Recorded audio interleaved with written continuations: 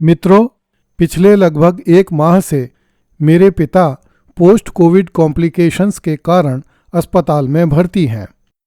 अतः कुछ समय के लिए मैं सप्ताह में केवल 4 दिन अर्थात सोमवार, बुधवार, शुक्रवार एवं शनिवार को ही वीडियो अपलोड कर पाऊंगा। आपको हुई असुविधा के लिए मुझे खेद है। पिछली कड़ी में हमने चर्चा की थी कि अकबर ने एक खुतबा पढ़कर यह घोषित कर दिया कि अब से उसकी सल्तनत में इस्लाम की व्याख्या के मामले में शहंशाह को ही अंतिम निर्णय करने का अधिकार होगा। इस आदेश के माध्यम से अकबर ने भारत के समस्त मुल्लाओं, मौलवियों, उलेमाओं, काजियों एवं इमामों के ऊपर सर्वोच्च अधिकार पा लिया। इसे बहुत से लोगों ने शहंशाह की तरफ से किया गया इस्लाम विरोधी कार्य समझा, जबकि कुछ लोगों ने मुल्लाओं के साथ साथ इस्लाम की सत्ता की आलोचना करनी आरंभ कर दी। मुल्ला अब्दुल कादिर बदायूनी ने अपनी पुस्तक मुंतखब उत तवारीख में लिखा है कि इन दिनों इस्लाम की सत्ता की आलोचना होने लगी तथा जब पैगंबर के विरोध में उनसे संबंधित प्रश्न हिंदू और हिंदू जैसे मुसलमान उठाने लगे, कुछ खलनायक उलेमाओं ने अपने कार्यों में शहंशाह को पाप से परे घोषित कर दिया और एकाकी अल्लाह अर्थात अल्लाह एक है की घोषणा तक ही संतुष्ट हो गए। मुल्ला बदायूनी लिखता है कि उन लोगों ने शहंशाह के विभिन्न सम्मानों को अपनी रचनाओं में लिखा, लेकिन पैगंबर का उल्लेख करने की हिम्मत नहीं कर सके। यह मसला जनसाधारण की लज्जा का कारण बना तथा ये लोग वंचना एवं उपद्रव के बीच सल्तनत में अपना सिर उठाने लगे। इसके अलावा उच्च और निम्न तबके के उद्दंड एवं नीच व्यक्ति अपनी गर्दनों में आध्यात्मिक आज्ञाकारिता का पट्टा पहने अपने आप को शहंशाह का शिष्य बताने लगे। मुल्ला लिखता है कि ये लोग लालच एवं डर से बादशाह के शिष्य हुए। सत्य का एक शब्द भी उनके मुंह से बाहर नहीं आ सका। मुल्ला बदायूनी लिखता है कि इस महीने के दूसरे जुम्मे को शहंशाह ने गरीबों एवं जरूरतमंदों को चौगान मैदान में बुलाया तथा स्वयं भी वहां आया।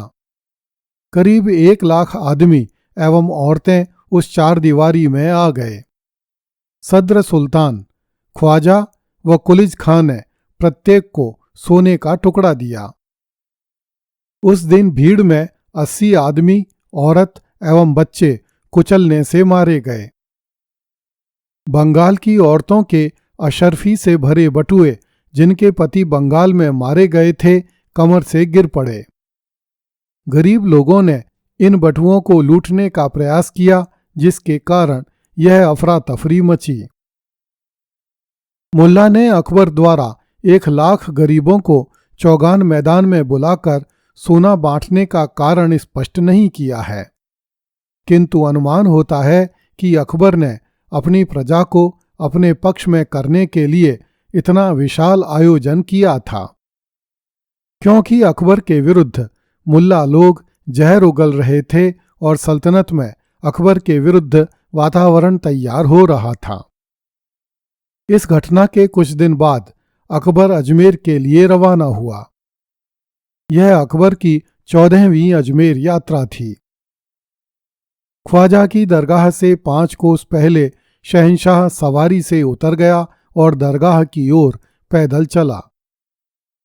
मुल्ला बदायूनी ने लिखा है कि शहंशाह को देखकर संवेदनशील लोग मुस्कुराए और बोले, यह आश्चर्यजनक है कि हुजूर को अजमेर के ख्वाजा में इतना विश्वास है, जबकि हुजूर ने अपने पैगंबर के हर आधार को नकार दिया है, जिसकी पोशाक से ख्वाजा जैसे सैकड़ों हजारों पीर निकले हैं। मुल्ला लिखता है कि शहंशाह के अजमेर की ओर निकल जाने के बाद मखदूम उल मुल्क और शेख उब्दुन नबी आदि उलेमाओं ने सामान्य जन को शहंशाह के खिलाफ भड़काया।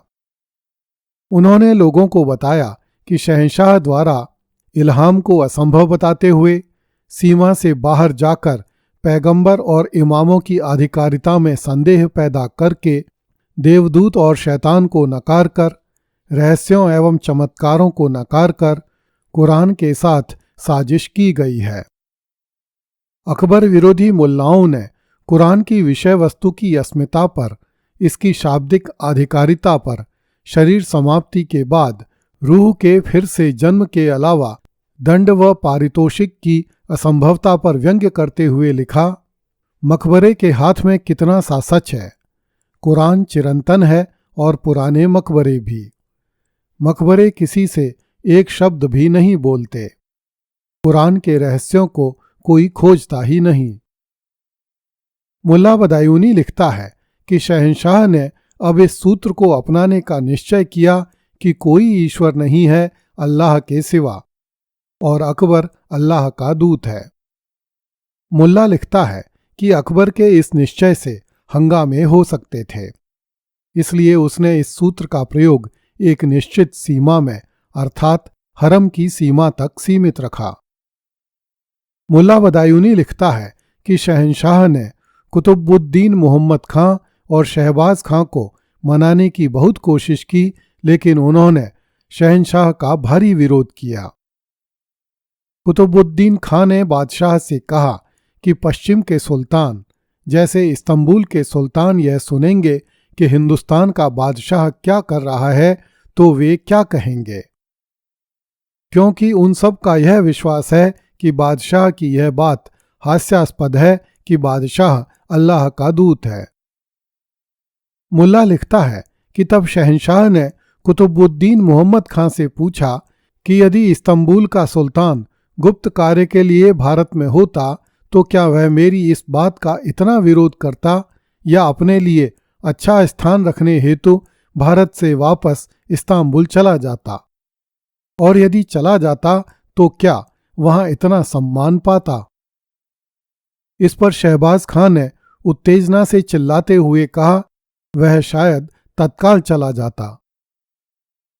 मुल्ला लिखता है कि जब बीरबल अर्थात वही जहन्नुम का कुत्ता ने ईमान पर आक्रमण किया तो शहबाज खां ने बीरबल से कहा, तू शापित काफिर है, तू इस तरह बात करता रहेगा जब तक मैं तुझसे बदला न ले लूं। इस प्रकार मामला गंभीर हो गया और शहंशाह ने वहां उपस्थित सभी लोगों से, विशेषकर शहबाज खां से कहा, लोग कीचड़ भरे जूतों से तुम्हारे मुंह पीटेंगे। मुल्ला बदायूनी ने बादशाह के आचरण को इंगित करके लिखा है कि इस्लाम के विरुद्ध बादशाह का ऐसा आचरण देखकर मुल्क में एक ऐसी पीढ़ी आ गई जिसने इबादत छोड़ दी और अपनी वासनाओं के पीछे दौड़ पड़े। मदरसे और मस्जिदें लोपित हो गईं और बहुत से व्यक्तियों ने अपना पैतृक क्षेत्र छोड़ दिया तथा उनके बच्चे जो वहां रह गए उन्होंने स्तरहीन व्यवहार में ही इज्जत पाई।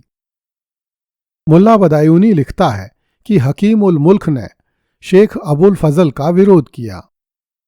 मुल्ला ने इस विरोध का कारण तो नहीं लिखा है, किंतु अनुमान लगाया जा सकता है कि इस समय मुल्ला और उलेमा अकबर के साथ साथ उसके खास मित्रों एवं सेवकों से भी नाराज थे। संभवतः इसीलिए हकीम उल मुल्क ने शेख अबुल फजल का विरोध किया था। इस पर शहंशाह ने सख्ती दिखाई और हकीम उल मुल्क को अपना मुल्क छोड़कर हज पर मक्का जाने का आदेश दे दिया। शहंशाह की इस कार्यवाही से मुल्ला और उलेमा लोग और अधिक नाराज हो गए। अगली कड़ी में देखिए, अकबर ने मुल्लाओं को धागों की तरह बिखेर दिया। कृपया इस चैनल को लाइक, सब्सक्राइब एवं शेयर करें। धन्यवाद।